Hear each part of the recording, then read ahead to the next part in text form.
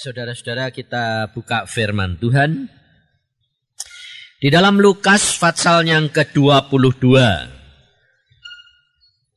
Lukas pasal 22 mulai ayat 7. Maka tibalah hari raya roti tidak beragi, yaitu hari di mana orang harus menyembelih domba Paskah. Lalu Yesus menyuruh Petrus dan Yohanes, katanya, "Pergilah, persiapkanlah perjamuan Paskah bagi kita supaya kita makan." Kata mereka kepadanya, "Di manakah engkau kehendaki kami mempersiapkannya?" Jawabnya, "Apabila kamu masuk ke dalam kota, kamu akan bertemu dengan seorang yang membawa kendi berisi air. Ikutilah dia ke dalam rumah yang dimasukinya. Dan katakanlah kepada tuan rumah itu, 'Guru bertanya kepadamu, di manakah ruangan tempat aku bersama-sama dengan murid-muridku akan makan Paskah?' Lalu orang itu akan menunjukkan kepadamu sebuah ruangan atas yang besar, yang sudah lengkap.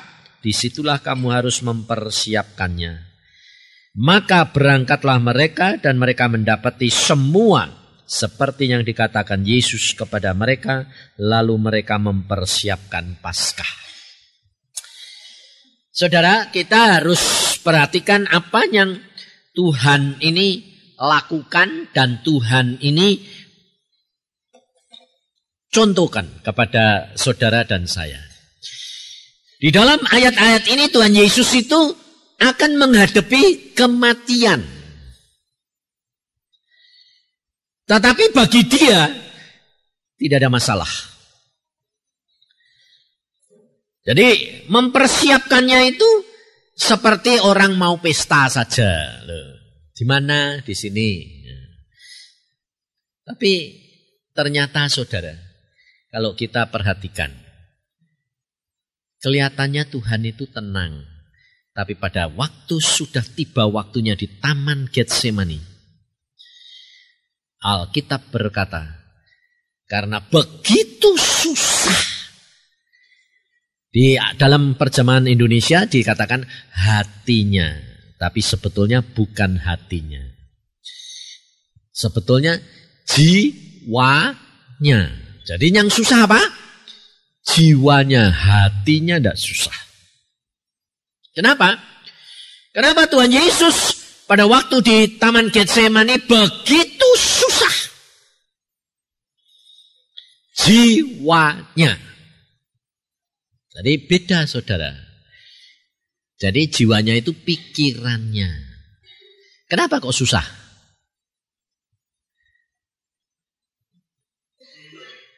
Karena susahnya itu bukan karena dia bakal mati. Saya pernah ngalami saudara. Susahnya itu bukan karena Tuhan Yesus mau mati. Susahnya itu karena dia ditinggalkan Bapaknya. Makanya pada waktu di atas kayu salib, dia tidak mengatakan toh, aduh, enggak toh. Enggak pernah dia mengatakan, aduh, enggak. Dia yang diteriakkan apa? Eli, Eli lama sabatani. Apa artinya? Bapak, Bapak, mengapa engkau meninggalkan aku? Itu yang susahnya luar biasa, saudara. Karena pada waktu dia di dalam perjamuan malam ini, dia sudah tahu, saudara. Dia tahu bahwa waktunya sudah tiba, dia harus menyerahkan nyawanya. Coba kita lihat di dalam Yohanes.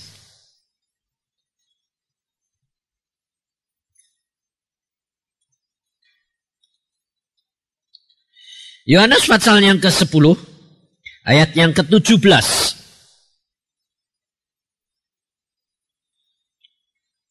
Bapa mengasihi aku, oleh karena aku memberikan nyawaku untuk menerimanya kembali. Tidak seorang pun mengambilnya daripadaku, melainkan aku memberikannya menurut kehendakku sendiri. Aku berkuasa memberikannya dan berkuasa mengambilnya kembali. Inilah tugas yang kuterima dari Bapakku. Perhatiin saudara.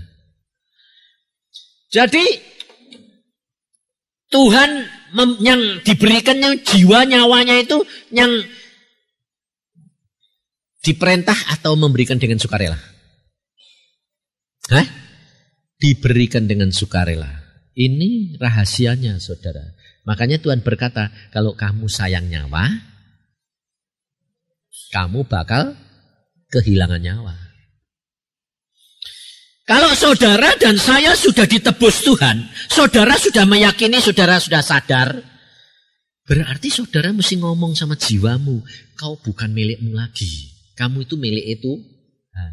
Kalau saudara dan saya mau mencapai tingkat yang tertinggi, target yang saudara dan saya bisa capai, yaitu apa? Serahkan nyawamu. Makanya saya memberi resep toh, sebab saya diajar Tuhan. Pertama kali kamu bertobat, kamu jadi anak. Setelah jadi anak, berapa tahun mulai baca Alkitab, kamu diajar oleh Tuhan untuk melayani. Setelah melayani, kamu harus sadar bahwa masuk lagi lebih rendah menjadi seorang hamba. Kalau sudah lulus di tes di hamba itu sudah mulai dilepaskan segala-galanya, lalu menjadi seorang budak belian. Nah, itu tingkat yang terakhir, menyerahkan nyawa. Sebab budak belian itu mau dihukum, mau dimatiin, tidak ada hukumnya, saudara. Nah, sama dengan apa yang Tuhan Yesus lakukan. Aku menyerahkan nyawaku. Itu sebabnya Bapa sangat mengasihi aku. Dan Bapa mengasihi aku karena dia mengenal kasihnya Allah Bapaknya. Rela segala-galanya. Demikian juga saudara dan saya. Saudara dan saya, kalau saudara sudah mengenal Tuhan secara pribadi, saudara akan menyerahkan nyawamu. Benar-benar engkau tidak akan pusing lagi. Kenapa? Semua diatur dia. Tidak ada yang perlu kamu takutkan, khawatirkan. Dan pengaturannya begitu luar biasa. Nah, maka dari itu saudara harus mengenal dirimu sendiri. Sebab apa? Kejatuhan orang Kristen, yaitu ketinggian hati dengan cara bagaimana? Ketinggian itu dia tidak mengawasi pengajaran dan dirinya sendiri. Coba kita baca di dalam 1 Timotius. 1 Timotius pasal yang keempat. Pesan daripada Rasul Paulus kepada Timotius. Pasal 4. 1 Timotius pasal 4 ayat 16. Awasilah dirimu sendiri dan awasilah ajaranmu. Bertekunlah dalam semuanya itu. Karena dengan berbuat demikian engkau akan menyelamatkan dirimu dan semua orang yang mendengar engkau. Loh. Sebab saudara, kerap kali kita ini bisa ngajarin orang lain, membawa orang lain bertobat, tapi belum tentu saudara membawa dirimu sendiri selamat. Makanya Paulus berkata, jangan sampai aku membawa orang lain masuk surga, tapi aku sendiri ketinggalan. Jangan sampai saudara jadi penuai, tapi saudara nanti cuma sekedar calo surga. Nuai sih nuai, tapi tidak masuk sendiri. Rugi saudara. Bagaimana caranya dengan kerendahan hati itu? Yaitu dengan mengawasi diri kita sendiri. Apa yang aku lakukan ini sudah benar, sesuai dengan Alkitab. Nah, kalau saudara dan saya mengenal Tuhan lebih dalam, saudara tahu. Hampir tidak pernah saya itu tiap hari bilang gini, aku ini sudah benar apa belum sih Tuhan? Kok rasanya kok salah terus? Kenapa saudara? Sebab tambah lama, tambah kenal Tuhan, tambah halus. Salah semua itu. Gini salah, gitu salah. Loh, coba umpamanya. Negor istri umpamanya. Saya itu tukang sembayang. Istri saya itu kalau disuruh sembayang, ngantuk. Tapi kalau suruh muji Tuhan, kuat. Sebaliknya aku tidak bisa muji Tuhan. Nah, aku kan kepingin toh istriku itu kalau sembahyang mbok ojo ngantuk ngono lho ya toh. Kan tujuannya baik enggak? Baik toh? Tapi saya bilang, titik sembahyang kok ngantuk? Salah, saudara. Saya ditegur Tuhan. Loh, kamu kok ngomongin istrimu gitu, itu kamu gak kenal istrimu. Kenapa Tuhan? Istrimu bukan tukang sembahyang. Dia kelompoknya Marta. Marta itu baik. Oh, tapi kan lebih baik Maria toh.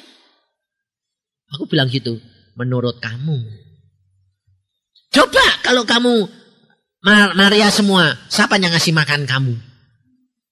Wong gak ada yang ngurusi Marta. Gak jadi Marta. Harus kerja sebab itu rohani dan jasmani sempurna. Hukum Allah itu kasih Allah dan kasih sesama manusia. Dua. Maria dan Marta itu. Jadi, salah Tuhan. Salah. Itu berarti kamu itu cuma lihat dirimu sendiri, membenarkan dirimu sendiri. Tidak lihat kelemahan istrimu.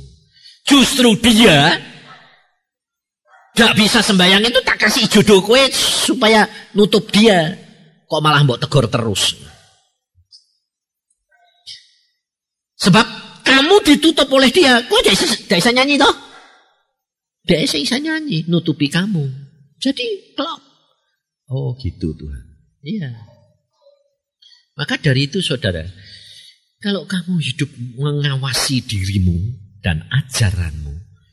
Kamu bertekun dikatakan. Dengan tekun kamu akan menyelamatkan dirimu. Kamu akan sampai ke tingkat yang Tuhan kehendaki. Karena apa? Tambah lama, tambah harus menyangkal diri dan menyalibkan diri. Sebab Tuhan bilang, pikulahku yang kupasang. Itu beban saudara. Apa itu? Itu adalah penyangkalan diri. Yang terus menerus. Nah, Tuhan Yesus berkata bahwa mari kita siapkan makan. Aku rindu makan perjamuan bersama dengan engkau. Karena apa? Karena aku tidak akan makan lagi sampai kerajaan yang akan datang. Nah, coba baca. Ayat yang ke-16. Aku tidak akan memakannya lagi sampai ia beroleh kegenapannya dalam kerajaan Allah. Jadi perjamuan aku sangat rindu. Ayat 15. Lukas 22. Aku sangat rindu makan Paskah ini bersama-sama dengan kamu sebelum aku menderita. Sebab aku berkata kepadamu, aku tidak akan memakannya lagi sampai ia beroleh kegenapan dalam kerajaan Allah. Jadi di surga itu nanti ada saudara, anggur itu ada. Roti mana itu ada. Jadi setelah Tuhan genepi semuanya, di sana itu perjamuan saudara, pesta, makan. Jadi jangan kira tidak ada di sana itu nanti tidak makan. Minum. Buahnya di sana itu buah ada. Jangan dikira buah itu tidak ada. Tapi buahnya tidak ada yang di dunia. Karena buahnya di sana itu adalah yang paling enak-enak, yang harum, yang manis, kombinasi dikumpul ke semua. Loh, jadi tidak ada. Tapi di sana ada buah, ada segala, tapi tidak ada sampah. Jadi kalau sisa makanan itu dibuang itu, plus hilang, tidak ada sampah. Itu. Jadi hidup di sana itu luar biasa, saudara. Enak.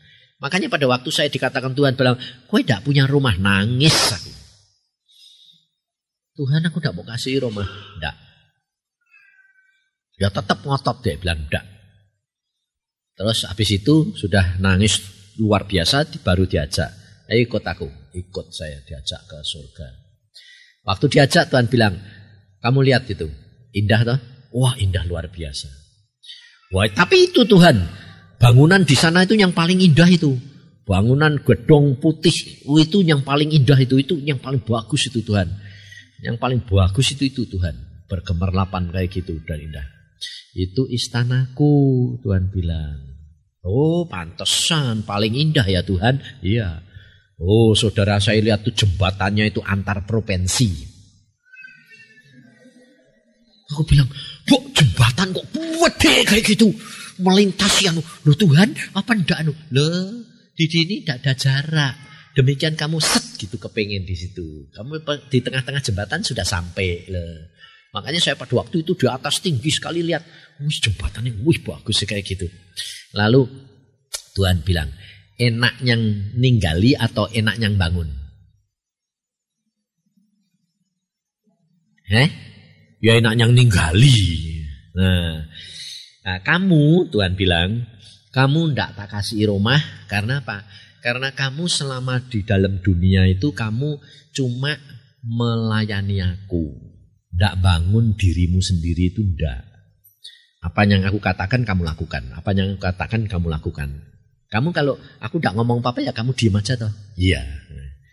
Wong memangnya kue keset. Jadi Tuhan tuh tahu watak saya tukang tidur. Tapi lucunya kenapa saya senang tidur? Karena kalau tidur Tuhan kerap kali ngomong.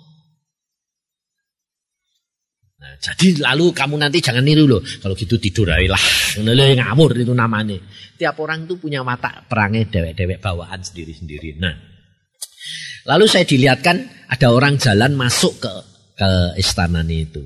Tuhan bilang itu loh salah satu penghuninya itu. Aduh, siapa sih Tuhan? Orang itu masih hidup di dunia. Masih, Tuhan bilang. Terus saya dibawa turun. Loh, kok aku? Aku bilang, lah ya itu kamu toh. Loh aku gitu kok Tuhan. Iya itu kamu. Kamu itu tak kasih rumah karena kamu bakal tinggal bersama dengan aku. Jadi kamu di dunia ya melayani aku, nanti di sana ya tetap melayani aku. Oh, tetap kacungi. Lumayan kacungi toh ya. Kamu bakal punya rumah dewek-dewek, kamu punya rumah, enggak apa-apa. Tapi enggak bakal kesepian, jangan khawatir. Di sana itu mau rame-rame ya bisa, mau nyendiri ya bisa, Saudara. Tuhan itu luar biasa. Jadi Saudara, saya menangis karena saya enggak ngerti, tapi setelah saya diberi pengertian, saya jadi lebih senang daripada punya rumah dewek. Lalu saya bilang gini sama Tuhan, Tuhan, kalau memang ini penglihatan benar bahwa aku nanti tinggal bersama dengan kamu, Engkau ngomong Tuhan sama orang lain. Engkau ngomong sama orang lain, hamba Tuhan yang lain. Nah, ternyata Tuhan ngomong, Saudara, sama salah satu hamba Tuhan. Dia bilang, wah, dan Tuhan ngomong enggak satu, 3 orang. Tuhan bilang, Pak Yusak, kamu itu besok enggak punya rumah dewek. Loh, kok ngerti ya? Aku bilang gitu. Aku dilihatkan Tuhan loh Pak. Dan aku dilihatkan Tuhan pada waktu saya mati. Dibawa ke sana. Saya itu masuk ruangan sidang. Sidang besar Pak. Saya masuk, terus ada satu kursi kosong. Pikirku itu kursiku. Ya masuk situ, wih ada kursi kosong. Oh tinggal satu, wah aku itu. Tapi pada waktu itu Tuhan ngomong gini, dia bilang di dalam hati ini loh cuma ngomong, mana Pak Yusak orang ngomong, golek ide, mana Pak Yusak tidak ada gitu. Dia baru ngomong gitu, terus Tuhan ini nengok sama dia, Tuhan ini mesem gitu. Tuhan cuma gini kok, tidak ngomong. Terus saya keluar dari kamar dia, etek jalan. Lalu kamu tuh ya enak ya santai kayak dunia Pak. Ya gitu tuh. Ya, kamu cuma ngomong gini, Tuhan. Habis itu terus duduk. Tuhan bilang, duduk sana, tempatmu, duduk. Dia bilang kurang ajar. Kok tempatnya Pak Yusak, orang tempatku. Nah, Saudara, semua sudah diatur Tuhan. Semua punya tempat sendiri. Jadi tidak bakal lalu tempatku mana? Tidak, Saudara. Istri saya pada waktu dibawa ke sana juga dia bilang gini. Dia bilang apa? Dia bilang gini. Langsung masuk itu dia bilang gini, oh tahu aku tempatku di situ. Langsung tahu saudara.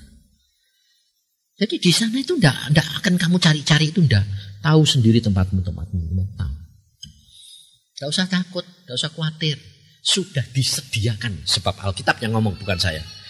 Tuhan pulang ke surga untuk apa? Menyediakan tempat bagi saudara dan saya.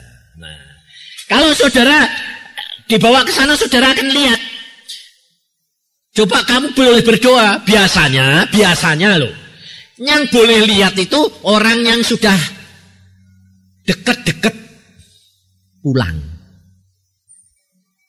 Itu boleh lihat. Biasanya boleh lihat. Tapi bisa juga dapat karunia. Kamu mamanya tanya, Tuhan rumahku sudah selesai apa belum? Nah, kamu bisa lihat. Nanti apa yang kurang, yang belum ada. Kadang-kadang pintu ini belum ada.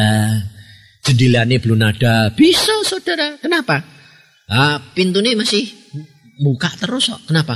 Nah, pintu itu mulut kok. Mulutnya saya jeplak terus ya. Belum jadi tutup. Jadi itu saudara nanti tahu semua di sana itu. Dan banyak bangunan yang sudah hampir jadi, umumnya hamba-hamba Tuhan terutama, sudah jadi runtuh lagi. Banyak. Maka hati-hati saudara. Sebab Tuhan sudah berkata, apa yang kamu ikat di dunia terikat di surga.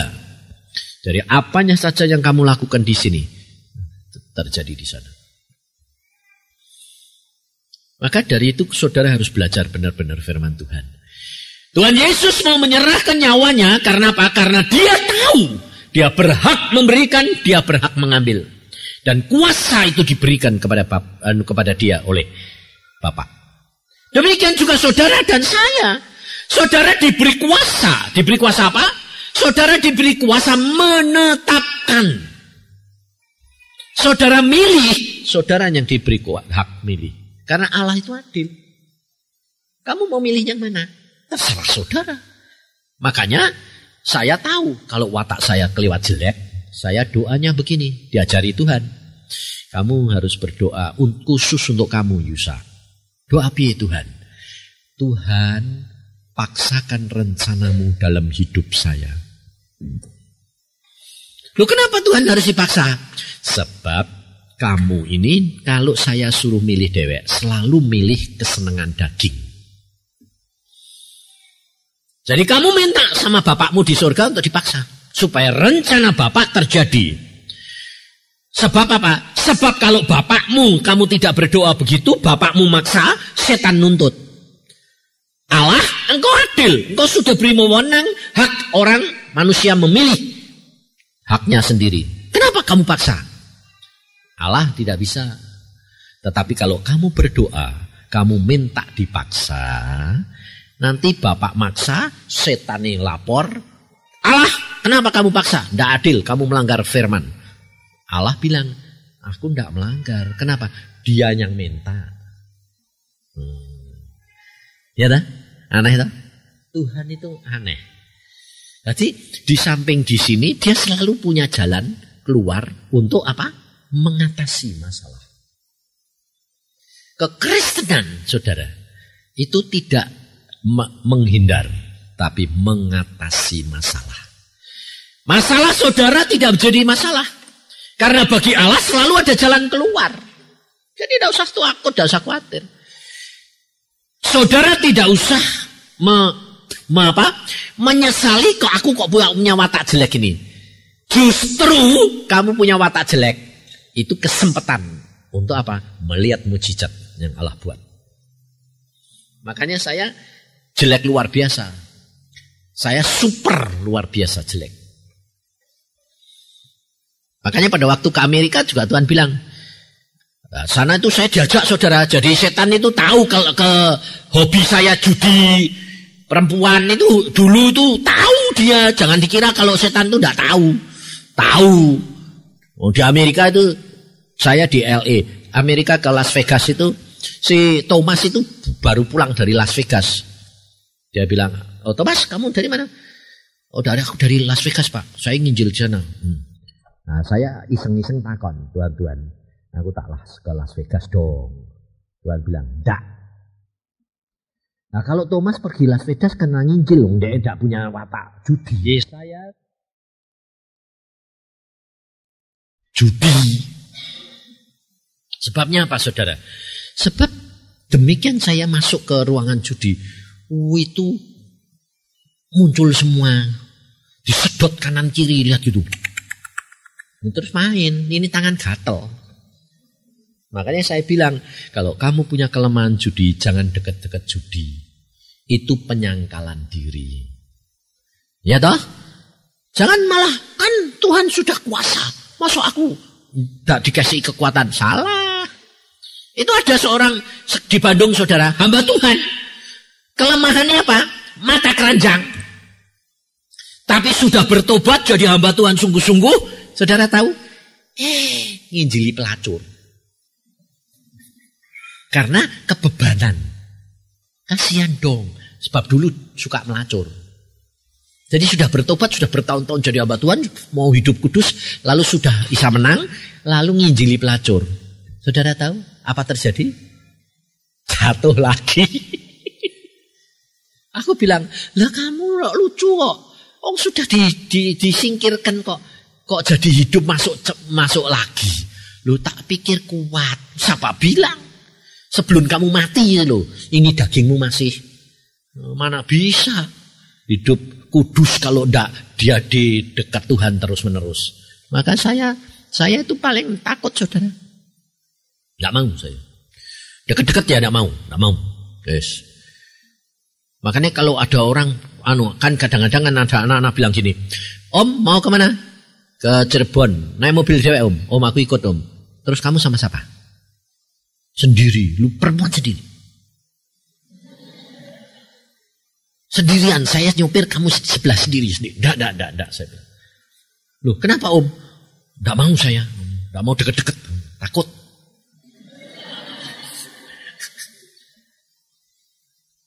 Sebabnya saudara kan enggak tahu, betul enggak? Enggak mau saya. Kalau ada temannya mau. Sebab saya ngalami, saudara.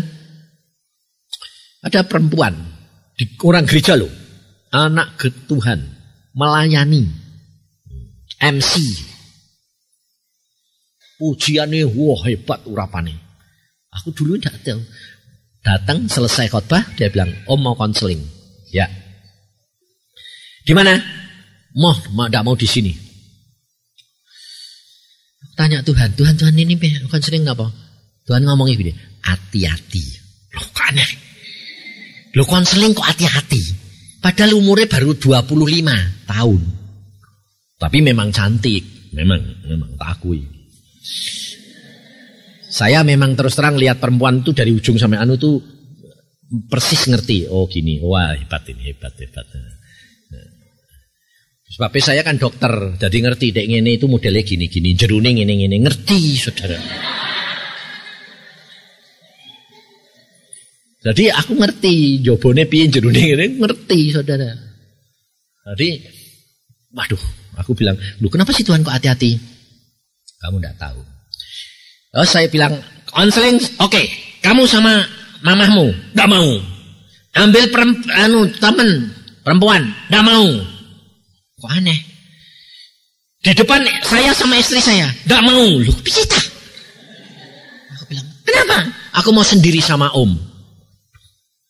Terus Tuhan bilang, ngerti kamu? Terus, lah kenapa Tuhan? Lihat. Dia jatuh dalam perzinahan. Loh, aku bilang, terus bagaimana Tuhan? Masa tak omongin, kamu jatuh perzinahan, kan nyinggung. Aku bilang, berikan aku hikmat kebijaksanaan. Dia ngomong wae.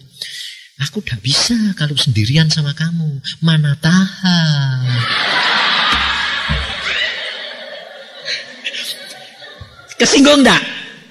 Enggak, karena merasa dia tersanjung. Loh, lucu tak? Lalu dia bilang, Om ini kok aneh-aneh. Loh kamu begitu mulus, cantik. Om ini bekas mata keranjang. Loh ngaku tak? Tapi dia tidak singgung lah. Ya om, justru itu aku mau konseling om. Tidak mau. Kalau kamu tidak mau, tidak berani. Kenapa om? Tuhan berkata, baru tak buka. Tuhan berkata, karena kamu sudah jatuh dalam perzinahan. Dan roh perzinahan di dalam diri kamu kuat. Jadi aku tidak bakal tahan. Lalu nangis saudara, air matanya langsung buing, keluar semua. Nah saya bilang, ngerti tak kowe? Ya justru itu om, aku minta dilepaskan. Aku mau doa, tapi harus sama istri saya. Kalau enggak mau. Ya sudah, enggak jadi. Loh, saudara. Coba aku nuruti tak layani. Kayak kabur. Susah saudara. Makanya itu loh, kamu harus peka be Tuhan. Itu Tuhan itu yang memberikan hikmat marifat dan kebijaksanaan. Ya toh? Maka dari itu saudara, Tuhan itu sudah tahu segala perkara. Kamu pasti dibentengi. Ayat yang ke-17. Kemudian ia mengambil sebuah cawan, mengucap syukur lalu berkata, ambillah ini dan bagikanlah di antara kamu, sebab aku berkata kepada kamu mulai dari sekarang ini, aku tidak akan minum lagi hasil pokok anggur sampai kerajaan Allah telah datang. Saudara, yang dikatakan oleh Tuhan kerajaan Allah datang ini di mana? Di sini atau di surga? Di bumi, saudara. Kapan? Kerajaan 1000 tahun. Sebab di sini ditulis pokok anggur. Jadi pokok anggur di dunia. Jadi di surga memang ada anggur, tapi ini Tuhan bicara tentang hal kerajaan 1000 tahun. Maka jadi saudara dan saya ini tidak usah khawatir. Kalau nanti Asia, Afrika, Eropa, Amerika, Israel ribut, nanti Israel yang paling akhir.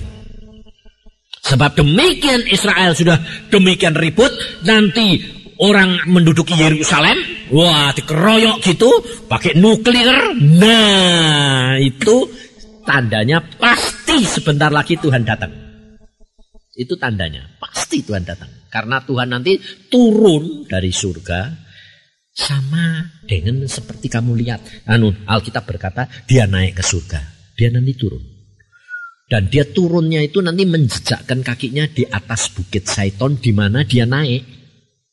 Jadi dia naik, nanti turunnya juga di bukit Zaiton sungguh-sungguh. Nah, lalu dia nanti menjejakkan kakinya di bukit Zaiton nanti belah. Nanti anak-anak Tuhan yang ada Israel itu dimasukkan dalam lembah itu. Dan nanti musuhnya itu bom-bom nuklir yang sudah disiapkan untuk orang Israel nanti meledak dewek buat mereka. Itu kedatangan Tuhan sudah datang. Jadi cuma saudara harus tahu, kalau sekarang Asia sedang dilanda begini, saudara harus tahu ini harga yang saudara dan saya harus bayar. Jadi gereja-gereja dibakarin, itu baru permulaan kata Tuhan. Nah, saudara dan saya masuk di daerah yang permulaan, ya penak atau lumayan toh, paling ringan no. Jadi jangan usah takut, jangan usah khawatir. Percaya, engkau pasti bersama dengan Tuhan. Jadi kamu tinggal nanti perhatikan setelah Indonesia mana nanti kalau sudah tertuju di Israel itu siap-siap. Sebab pasti Tuhannya segera datang. Jadi saudara tidak usah takut, sekarang masih cukup lama. Masih. Berapa tahun lagi? Tidak tahu. Berapa tahun lagi? Pokoknya jangan ngurusi tahun kapan, nikmati aja. Jadi jangan bingung kapan. Kan lumayan. Bar kawin pulang ya pulang lah. Pokoknya jangan ngurusin, jangan pusing. Jadi saudara itu hidup dengan enak. Nah, kalau Tuhan mengatakan begitu, Tuhan akan minum bersama-sama. Dan Tuhan berkata, seperti aku diutus Bapa, aku mengutus kamu. Yohanes 3:16 bilang apa? Karena demikian Allah mengasihi isi dunia sehingga dikaruniakan anaknya yang tunggal supaya barang siapa yang percaya kepada dia tidak binasa tapi beroleh hidup yang kekal. Tapi 1 Yohanes 3:16 bilang apa? 1 Yohanes 3:16 itu buat saudara dan saya. Kalau Yohanes 3:16 itu untuk Tuhan Yesus, untuk dunia. Tapi 1 Yohanes 3:16 saudara untuk saudaramu yang lain.